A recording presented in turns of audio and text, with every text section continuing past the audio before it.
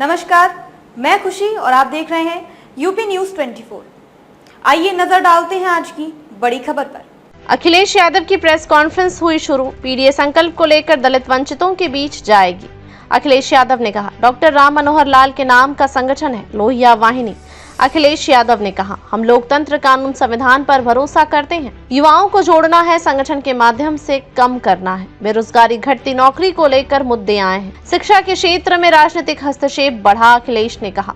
Online शिक्षा को लेकर भी सुझाव आए हैं। भ्रष्टाचार की सभी सीमाएं अधिकारी तोड़ चुके हैं। अखिलेश यादव ने कहा, हमला जो हुआ है, सुमन जी की आवाज को चलने के लिए काम किया गया है, जिसमें दलित महिला की मौत भी हुई है। यूपी में जो माहौल बना है, थार और बुलडोजर सरकार जानबूझकर प्रतीक बना रही है। ये सच्चाई नहीं, चुनौती सरकार की कानून व्यवस्था को दी गई। जो लोग कहते थे कि जीरो टॉलरेंस की नीति है, हम लोग संविधान को मानते हैं। कुछ लोगों को खुली छूट दी गई है क्योंकि उनके सजातीय लोग नीचे से ऊपर बैठे हैं। बुलंदशहर में जो सांसद रामजी लाल सुमन पर हमला हुआ है, एक समय ऐसा आएगा कि सरकार के लोग किसी को नहीं छोड़ेंगे। ये सांसद पर हमला उसी का नतीजा है। मैंने आपको डेटा दिया था। गोरखपुर, कुशीनगर में तैनाती देख लीजिए।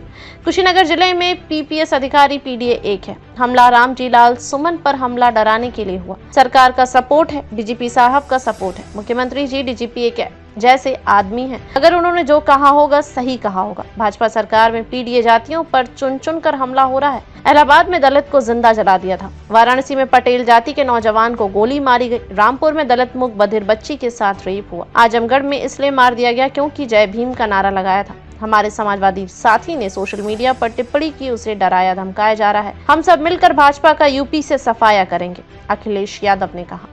और न केवल संविधान की रक्षा करेंगे बल्कि आरक्षण को भी बचाने का काम यही युवा करेंगे मिलकर के।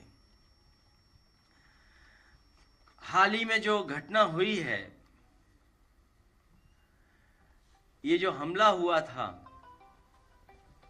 ये हमला इसलिए भी हुआ है कि सुमन जी दलितों को कुचलने वालों के खिलाफ आवाज उठाने के लिए बुलंदशहर कि उस सुनहरा गांव में जा रहे थे जहां सत्ता सजातियों ने कुछ दलितों को कई बार बेरहमी से रौंदा था, जिसमें एक दलित महिला की मौत भी हुई है और कई बुरी तरह घायल हुए हैं।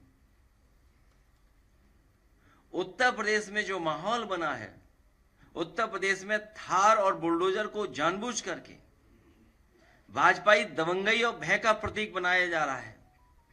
ये जो थार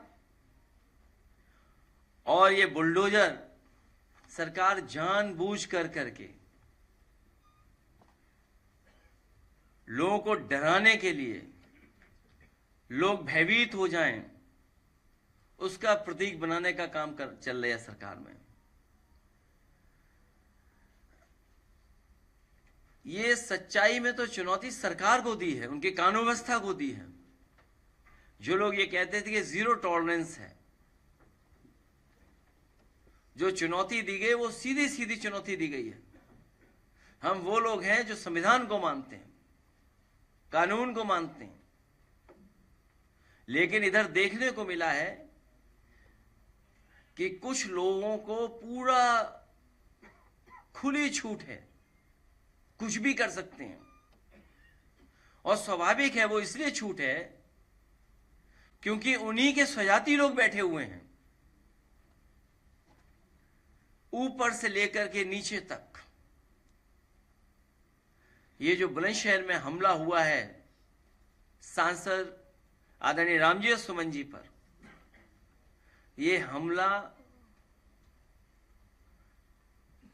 कहीं न कहीं इशारा करता है कि उनको सरकार का पूरा सहारा है। याद कीजिए, एक दिन मैंने ये कहा था इसी ऑडिटोरियम में कि सरकार के लोग अभी तो औरों को धमका रहे हैं, लेकिन एक समय ऐसा आएगा ये सरकार के लोग किसी को नहीं छोड़ेंगे। और उसी का उदाहरण हम लोगों को देखने को मिला है। मैं अपने प्रेस के लोगों का धन्यवाद देता हूं कि हर बार आपको तकलीफ देनी पड़ती है हम लोगों को। मैंने डेटा दिया था आपको, जिस तरह अधिकारियों की पोस्टिंग है, ये भी है, गोरखपुर, अमेठी, कुशीनगर की है। ये डेटा देख लीजिए आप, वो आप समझ गए होंगे कौन ज़्यादा है कौन कम है, बताने की ज़रूरत नहीं है। अभी मैं कुशीनगर होकर के आया था, जो मुझे जानकारी मिली है वहाँ से, IPS PPS अधिकारी कुशीनगर जिले में पीडीएस समाज का केवल एक है। कुशीनगर जिले में PPS और IPS अधिकारी केवल एक है, एक, आप समझ लीजिए। और फिर जो घटनाएं आप बता रहे हैं, तो जो हमला अभी हुआ था आदरणीय रामनिवास सुमन जी पर, उन्हें डराने के लिए हुआ था, डराने के लिए। और ये हमला कोई पहली बार नहीं हो रहा है, ये सरकार का सपोर्ट है, DGP साहब का सपोर्ट है। जो मुख्यमंत्री जी हैं और DGP एक ही तरह के हैं लोग, इसलिए समर्थन है। और वो तो अभी विषय हमने कविता नहीं सुनी उनकी, अगर उन्होंने कहा होगा तो अच्छा ही कहा होगा। नहीं, अगर कहोगे तो हम प्ले करा देंगे। पहले हमारा तो कोई परिचय नहीं था, पिछली बार भी मैंने आपसे बोला था, कहो तो हम इस पे चलवा दें। वो भी मैं चाहूंगा कि कौन से पे मिलेगा उनकी पूरी कविता बताओ, मैं चलवा देता हूँ। नहीं, उनके हैंडल से नहीं चलाएंगे, किसी न्यूज चैनल से चलाएंगे। मुझे लगता है आज तक ने बड़ा अच्छी कवरेज दी है। आज तक वाला दिखाइए, यूपी तक वाला। बीजेपी सरकार में पीडीए की जातियों पर चुन चुन करके हमला हो रहा है। बीजेपी की सरकार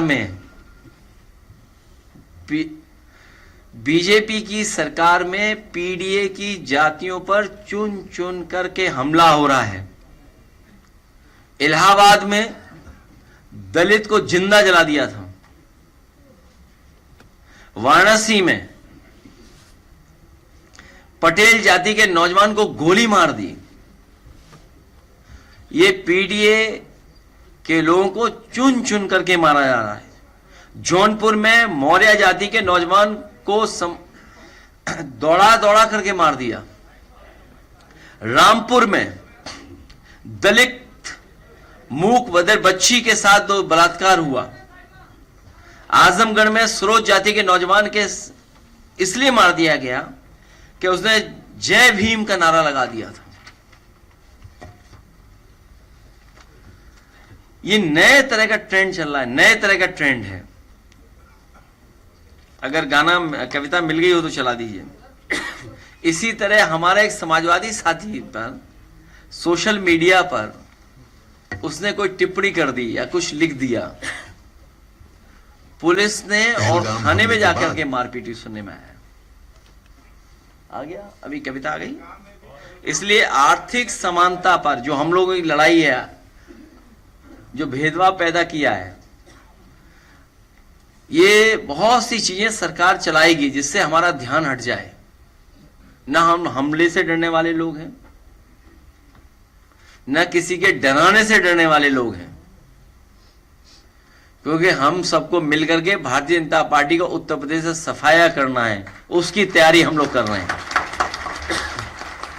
और जो हमारे आर्थिक समानता की और सामाजिक न्याय के राज की स्थापना की, बहुत सारी समस्याओं का समाधान तभी हो जाएगा जिस दिन हम सब लोग सामाजिक न्याय के राज की स्थापना करने में कामयाब हो जाएंगे। उसी समय बहुत सारी समस्याओं का अपने आप समाधान हो जाएगा। सरकार को पूरी जिम्मेदारी के साथ और जो भी अपने डिप्लोमेटिक चैनल्स हैं, सब तरह के डिप्लोमेटिक चैनल्स का इस्तेमाल कर करके दबाव बना करके उसको छुड़वाना चाहिए।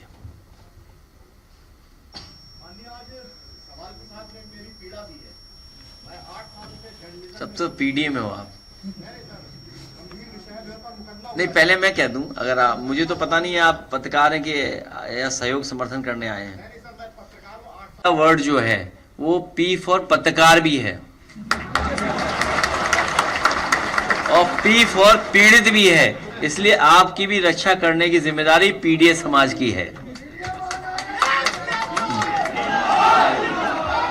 कागज दे देना, कागज दे दो, कागज दिलवाना।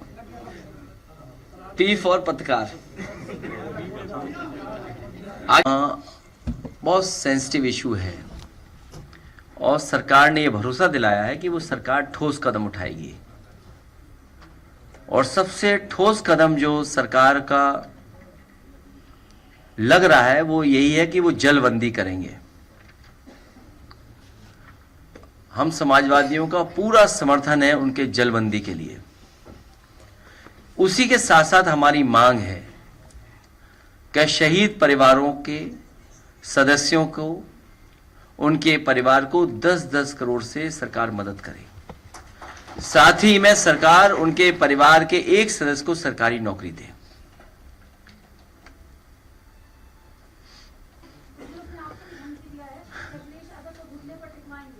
हमें क्या करवा देंगे?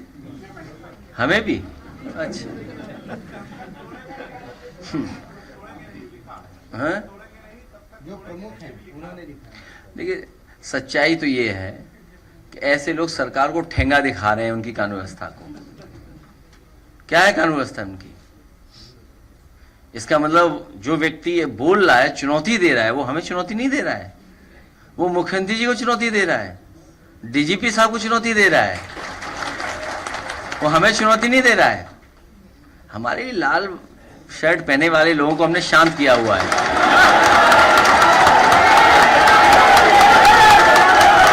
ये चुनौती हम लोगों को नहीं दे रहे हैं। और सच्चाई तो ये है कि जितने भी एक मिनट ये जो चुनौती दी जा रही है वो जो वर्दी पहने लोग हैं, ट्रेनिंग पाए लोग हैं, हम तो पॉलिटिकल लोग हैं। ये चुनौती हमें नहीं मिल रही है, ये चुनौती मिल रही है वर्दी पहने हुए ट्रेन लोगों को। ये चुनौती उन्हीं लोगों को मिल रही है। ये चुनौती मिल रही डीजीपी साहब को, चुनौती मिल रही मुख्यमंत्री जी को। हम लोगों को चुनौती नहीं है ये चुनौती और इसलिए भी मिल रही है कि इनका कुछ सीधा संपर्क है, संबंध होगा, और ये सब ऐसे लोग कानून व्यवस्था को ठेंगा दिखा रहे हैं। दे सकती है कि अगर उस तरह का बड़ा पैमाने पर जो इंफ्रास्ट्रक्चर बनाना पड़ेगा, स्ट्रक्चर्स बनाने पड़ेंगे या रिजर्वायर बनाने पड़ेंगे, उसके लिए कितना समय लगेगा।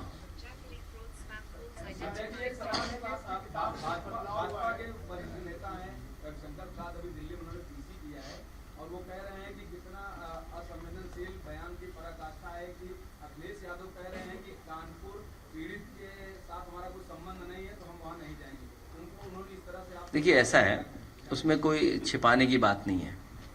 सवाल ये नहीं है मैं किसके घर जा रहा हूं नहीं जा रहा हूं। सवाल ये था कि हमारे घर आतंकवादी क्यों आए, आतंकवादी कैसे आ गए। और जहां तक सवाल उनके घर के जाने का है, हमारी पार्टी के बड़े पैमाने पे नेता जा चुके हैं। और अगर आपको सूची चाहिए कौन कौन जा चुका है तो एक कानपुर का हमारा साथी है, वो बता देगा। विजय कहाँ है? हाँ बता दीजिए कितने लोग जा चुके हैं, यहाँ खड़े होकर बता दो। हाँ देखिए वो भी गया था लड़का। आओ इधर, आओ इधर, आइए, आ जाओ, आ जाओ, यहीं से बता दो, यहीं से। खबरों में अब तक के लिए बस इतना ही। फिर होगी आपसे मुलाकात ऐसी ही एक और बड़ी खबर के साथ। तब तक के लिए नमस्कार और देखते रहिए यूपी न्यूज 24। ऐसे ही लेटेस्ट अपडेट्स पाने के लिए हमारे चैनल यूपी न्यूज 24 को सब्सक्राइब करें और बेल आइकन दबाना ना भूलें, जिससे आपको लेटेस्ट अपडेट्स का नोटिफिकेशन मिल जाए।